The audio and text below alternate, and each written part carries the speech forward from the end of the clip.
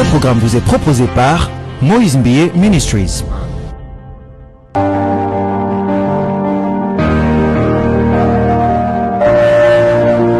Les frères de Joseph ont entendu un songe. Et le songe disait que Joseph va dominer sur la famille. Ils se sont levés pour combattre. Après des années, ils se sont retrouvés en train d'être bénis par Joseph. Et moi j'ai compris une chose. Si Dieu te révèle la grandeur qui attend une personne, sache que tu as ta part dans cette grandeur. Dieu ne peut pas te révéler la grandeur de l'avenir d'une personne si tu n'as pas ta part dedans. Lorsque tu observes une personne, ou lorsque dans ton rêve, tu vois là où Dieu est en train d'amener une personne, comprends directement que lorsque cette personne va arriver là où Dieu l'attend, toi aussi tu recevras quelque chose. Le problème avec nous, c'est lorsque nous voyons ce que Dieu veut faire avec l'autre, nous combattons au lieu d'accompagner. Lorsque tu combats celui qui marche avec Dieu, tu te détaches de ta part. La question c'est pourquoi tu as permis que toi tu voies ça. Moi j'ai compris une vérité. Voilà pourquoi j'investis dans une personne dès que je vois des signes de l'élévation. Je fais alliance lorsque je vois les signes de la grandeur. La sagesse, c'est ça. Rahab, une femme prostituée. Rahab a regardé Israël. Il a vu comment ils étaient en train de venir. Rahab est venu vite. Il a dit, je sais, Dieu vous a donné tout ça. Je m'attache à vous. Lorsque vous serez victorieux, ne m'oubliez pas. Toi comme Rahab, si tu as vu une personne avancer, que tu sens que cette personne ira loin, ne combat pas, faire alliance. Des choses que les frères de Joseph n'avaient pas compris. Au lieu de faire alliance, ils sont combattus. Ils sont venus comme des mendiants. Au lieu de venir comme les frères du premier ministre. La personne que tu humilies aujourd'hui, lorsque Dieu va l'élever, Dieu va aussi t'humilier. La personne que tu enfonces aujourd'hui, lorsque Dieu va l'élever, Dieu va aussi enfoncer ta tête. J'ai vu dans ma vie, après à combattre. J'ai vu dans ma vie, prophétiser quand tu vois les signes de la percée, il y a des signes qui ne trompent pas. Moi quand je vois quelqu'un, je remarque que cette personne risque d'aller loin. Avant encore à loin, moi je viens faire alliance. Pourquoi? Le jour où il sera élevé, je ne veux pas qu'il me regarde comme un profiteur. Je veux qu'il me regarde comme une personne qui a contribué à son élévation. Et les personnes que j'ai combattues vont m'oublier. Change ta manière d'opérer dans la vie. Chrétien, change ta manière. Tu vois une personne qui réussit dans ses entreprises, fais alliance. Là où tu vois la prospérité, ne combat pas, fais alliance. Si tu vois l'onction dans la vie de l'autre, fais alliance. Parce que même si tu le combats, tu ne l'arrêteras pas. Là où il y a Dieu, il faut se soumettre. Quand tu combats celui qui a Dieu, tu seras humilié demain. Ceux qui ont résisté à Jéricho sont tombés avec Jéricho. Et Rahab et sa famille, ils ont été épargnés parce qu'elle avait compris. Pourquoi les païens comprennent ce que les chrétiens ne comprennent pas? Pourquoi Rahab, une prostituée, a compris pendant qu'au milieu même des personnes qui étaient avec Josué, il y en a qui le combattaient? Dis à quelqu'un à tes côtés, ne me combats pas, faisons alliance. Ne me combats pas, faisons alliance.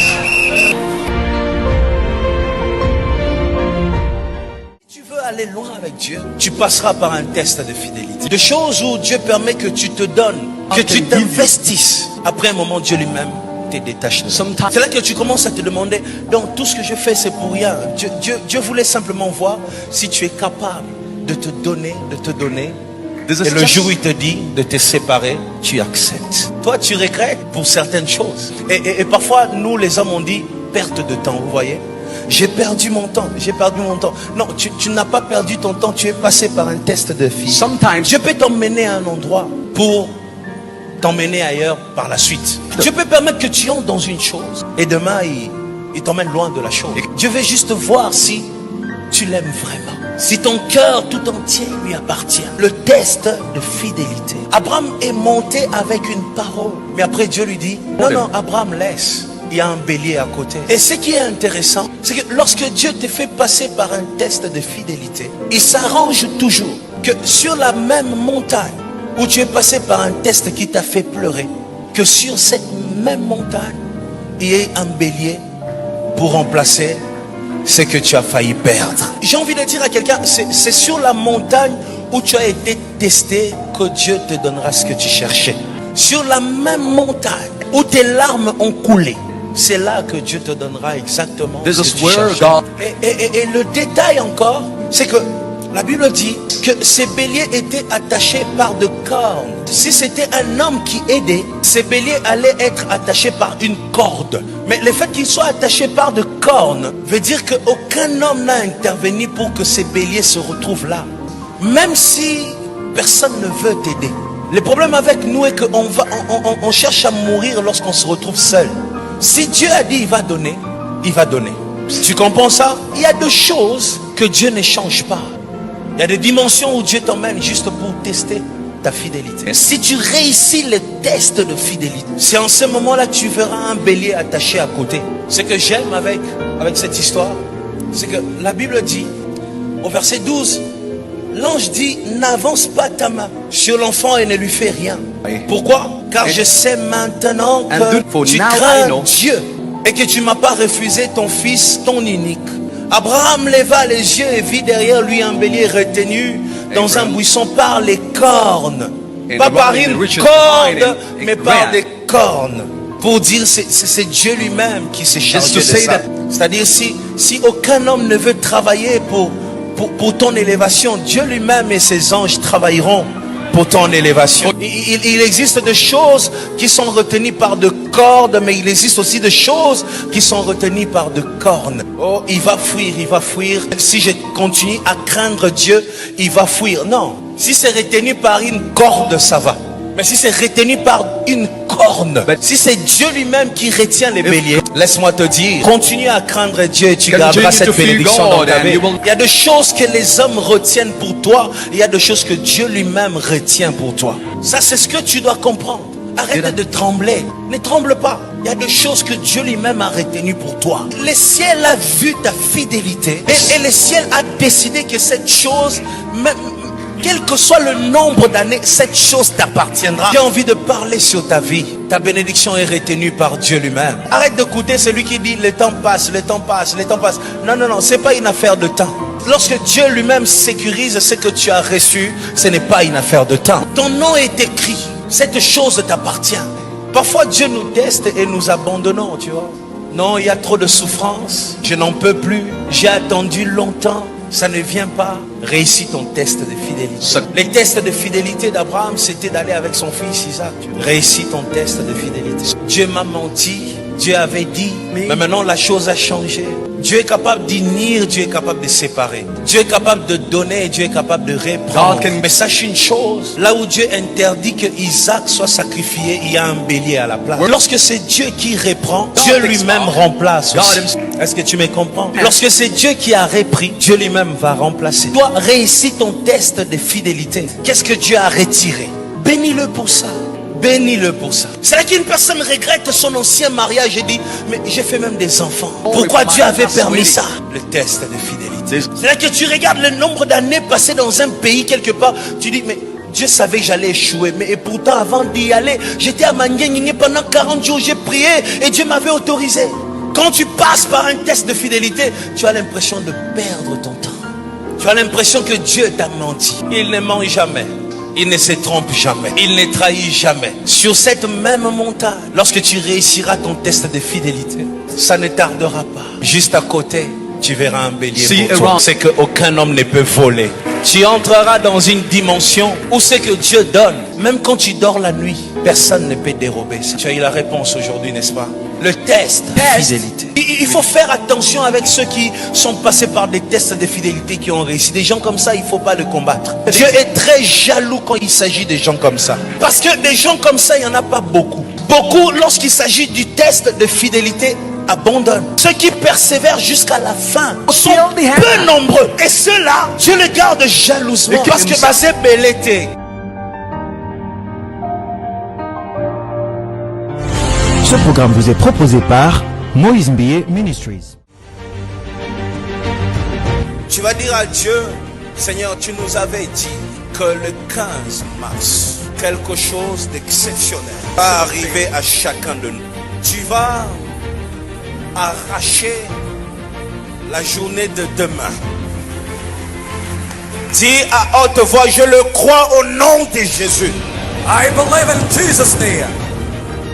Même quand je parle, je sens une atmosphère se dégager. Je sens que demain, quelque chose Il y aura une pêche miraculeuse dans ta vie. Demain, tu auras les poissons que tu as cherchés toute la nuit, que tu n'as pas eu. Demain, tu auras ça. Je vais parler comme ce fils de prophète qui disait à Élisée, est-ce que tu sais que ton maître va partir bientôt? Moi aussi, je vais te dire, est-ce que tu sais que la journée de demain est écrite pour ton miracle? Est-ce que tu sais que demain tout ce que tu feras va réussir? Est-ce que tu sais demain les combats de ta vie vont s'arrêter? Tu vas arracher cette date du 15 mars.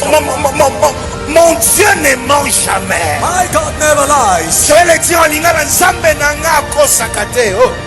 Que cette journée,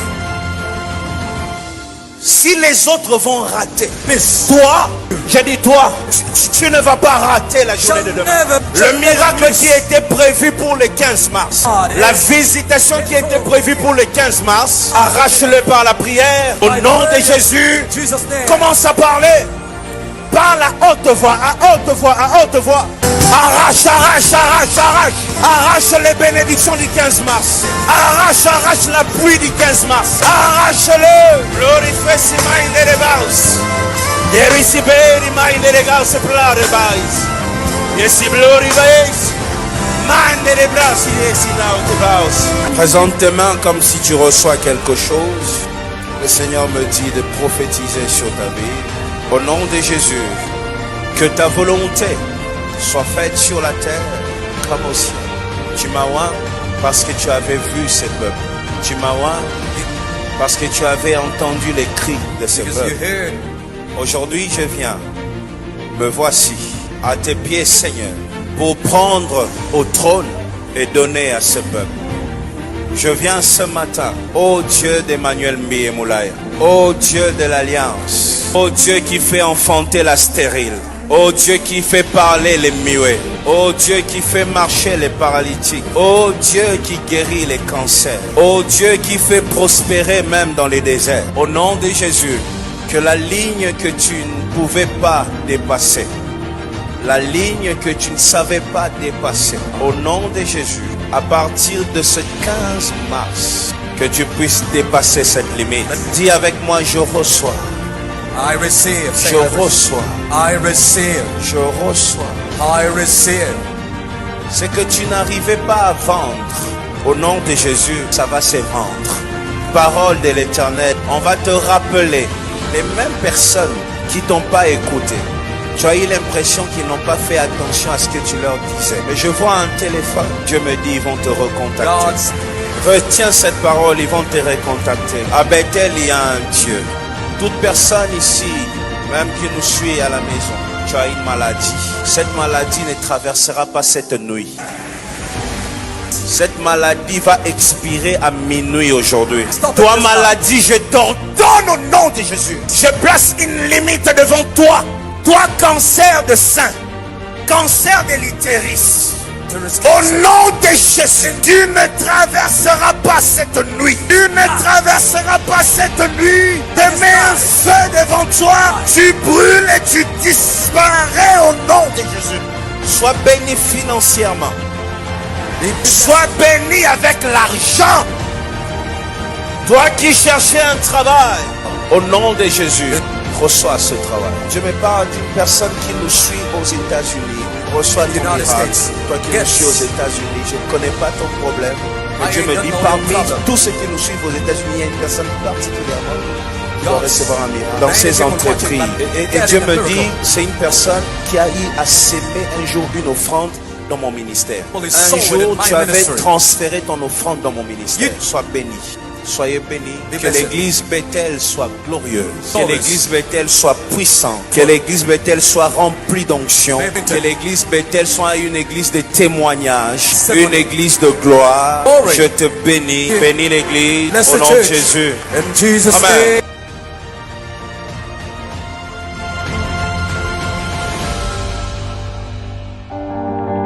Un troisième don qui ouvre le ciel, c'est le chant.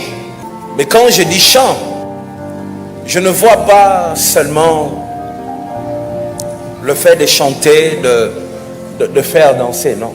Jusqu'aujourd'hui, en Afrique de l'Ouest, il y a encore cette culture-là. On appelle ça les tambours sacrés. Il y a parfois des chefs coutumiers et quand il arrive, il y a des tambours. On appelle ça tambours sacrés. Ils ont parfois une partition. Quand tu penses que c'est une danse, mais ils invoquent des esprits. Les chants. Sans une personne qui commence à chanter. Tout ça. La plupart, ce sont des chantres qui ont été offerts aux esprits. Quand lui chante, c'est les esprits qui se mobilisent. Et c'est la même chose dans l'église. Lorsque un chantre qui est consacré, qui est appelé pour ce ministère-là, se met à chanter, avant même que les prédicateurs montent, il y a déjà quelque chose qui se passe. De nos jours, ils sont rares. C'est des chantres qui chantent, tu n'as plus besoin du prédicateur. Quand il chante juste le son de sa voix, tu as l'impression qu'il y a une huile. Les paroles qu'il prononce, Dieu ne peut pas rester insensible. Est-ce que vous réalisez que David, qui était dans cette catégorie-là des chantres sacrés, David chantait, on dit toujours David Azoyemba Saoul Alali Pongi. Non, en réalité c'est quoi? En réalité c'est quand David chantait, le monde des ténèbres arrêtait avec ses activités. C'est quoi ces chantres qui peut imposer le silence au monde des ténèbres? Dès que lui commence à chanter, le démon qui tourmentait un homme arrête. En d'autres termes, ça Satan congé. Quand lui chante, aucun démon n'a le droit de bouger. Donc il prend le monde des ténèbres en otage jusqu'à ce qu'il va finir. Ça c'est quelle dimension ça? Le monde des ténèbres s'arrête lorsqu'un chantre se lève. Oh mon Dieu. Élisée, avant de prophétiser, il demandait un joueur de harpe. Quand vous appelez Élisée, vous lui dites consultation prophétique, on a besoin de connaître la volonté de Dieu. Il vous dit, appelez-moi un joueur. Et quand il appelait des joueurs de harpe, c'était pas des joueurs de Soudé. C'était pas un joueur du coin de la rue. C'était des lévites. Des joueurs de harpe qui passent nuit dans les temples, qui servent dans les temples, qui craignent Dieu, qui marchent avec Dieu. Chaque fois que ces joueurs-là apparaissaient, dès qu'ils commencent à jouer, David était de cette catégorie-là. Un joueur qui ouvre les cieux.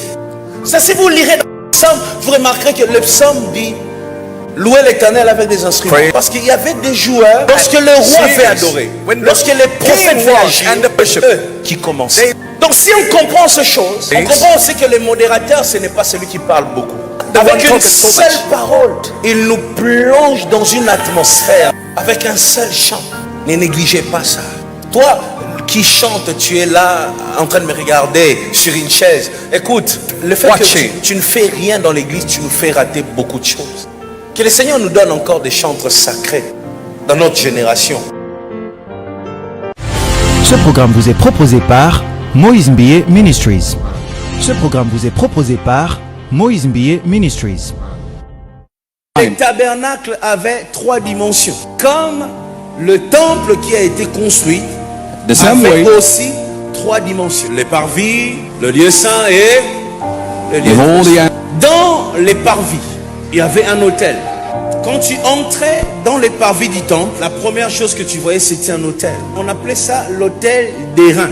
L'autel des reins ou encore l'autel des holocaustes. C'est à cet autel-là de dehors qu'on ramenait le taureau pour le sacrifice. Lorsque tu arrives au parvis, tu passes le parvis, c'est là que tu entres dans le lieu comment? Le lieu saint. Et le lieu saint avait aussi un deuxième autel. Et ça, on appelait ça l'autel d'or ou encore l'autel de parfum. Dans les lieux très saints, il n'y avait pas un autel. On entrait une fois l'année. 1 Corinthiens chapitre 6 verset 19. Qu'est-ce que la Bible dit?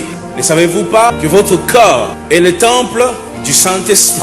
Ici, lorsque la Bible dit votre corps est le temple du Saint-Esprit, si mon attention, c'est même pas le Saint-Esprit, mais c'est le temple. Nous sommes un temple. Cela veut dire, on a 3 dimensions aussi. Si on est un temple, donc nous avons 3 dimensions. Nous avons aussi le parvis, nous avons le lieu saint et nous avons le lieu très saint. Vous voyez ça? Maintenant, c'est quoi notre parvis? C'est la partie extérieure, la partie qui porte la veste dimanche, la partie qui s'est fait coiffer, la partie qui se maquille. Le parvis, c'est la partie où tout le monde pouvait entrer. Tout le monde qui allait offrir dans le temple s'arrêtait au parvis. C'est-à-dire la partie que tout le monde peut voir. C'est ça le corps. Maintenant, lorsque nous dépassons la chair, il y a ton âme. L'âme, là où il y a les désirs, les sentiments, là où il y a le cœur, là où il y a le sang, c'est l'âme. Et après l'âme, il y a l'esprit. Souvenez-vous, je vous ai dit, il n'y a pas d'autel dans les lieux très saints. Là-bas, il n'y a pas d'autel. Il y a l'autel au niveau du lieu saint et il y a l'autel au niveau du parvis. Si nous ramenons cette métaphore en parlant du corps humain, qu'est-ce que nous dirons? Dans l'esprit, il n'y a pas d'autel. Au niveau de ton âme et au niveau de ta chair. Deux autels. Maintenant, c'est ce qui se passe dans les parvis et dans le lieu saint qui influence le lieu très saint. De la même manière, c'est ce que tu fais dans ta chair. Et c'est que ton âme désire. C'est ce qui influence quoi? Ton esprit. Et ton esprit est influencé par la chair et par ton âme. La chair et l'esprit sont liés. Ce que tu fais dans la chair influence ce que ton âme désire. Voilà pourquoi il y a des désirs qu'il faut chasser. Le désir influence quoi? L'esprit. Si tu comprends ces choses, voilà ma conclusion. Dans ton corps, dans ta chair, il y a un autel. Et à l'intérieur de toi aussi, il y a un autel. Donc, si par malchance, tu croises un sacrificateur de Baal, il offrira son holocauste sur ta chair. Je reprends. Si dans ton parcours, tu croises un sacrificateur de Baal, c'est dans ta chair qu'il peut, lui, offrir aussi un sacrifice. Je suis allé un jour dans un pays. J'arrive dans un pays et on me parle d'une histoire qui s'est passée avec une Congolaise. Un groupe de filles sont allées dans ces pays-là pour se faire vendre chez des hommes qui étaient dans le pétrole, qui avaient beaucoup d'argent. Arrivés là-bas, qu'est-ce qu'ils faisaient? Écoute, une histoire intéressante. Les filles sont arrivées à 6. Quand ils arrivent, l'homme a un secrétaire. Le rôle du secrétaire, c'est de checker les filles. Je ne sais pas comment il fait, mais il va checker. Il passe par un scanner que seul l'homme là, il connaît. Il regarde, et l'homme choisit une fille. Les autres qui restent là, c'est comme quelqu'un qui a déjà trouvé les royaumes des cieux. Maintenant, les matabis, il a laissé les autres à ces gens. Une est partie.